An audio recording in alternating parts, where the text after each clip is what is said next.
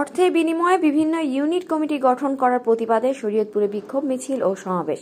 Roman আকন্দের পাঠানো প্রতিবেদন ও video চিত্র নিয়ে রুদ্রবার্তার ডেস্ক রিপোর্ট। শরীয়তপুর জেলা শ্রমিক দলের সভাপতি পরিচয় দিয়ে এম এ কাইয়ুম চুন্নু মুন্সি অর্থের বিনিময়ে বিভিন্ন ইউনিট কমিটি গঠন ও আওয়ামী লীগের নেতাকর্মীদের পুনর্বাসন করায় শরীয়তপুরে বিক্ষোভ মিছিল ও সমাবেশ করেছে শ্রমিক দলের তৃণমূলের নেতাকর্মীরা।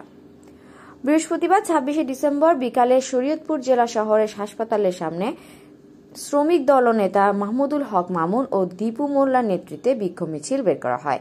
পরে বাস স্ট্যান্ড থেকে এলাকায় গিয়ে সংক্ষিপ্ত সমাবেশ করে।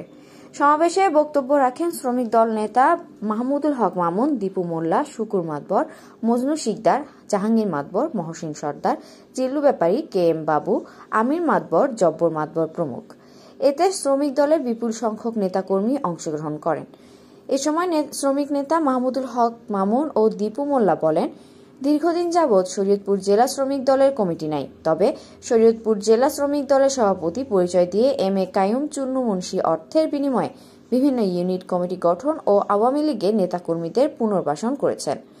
আমরা এর তীব্র নিন্দা ও প্রতিবাদ জানাচ্ছি।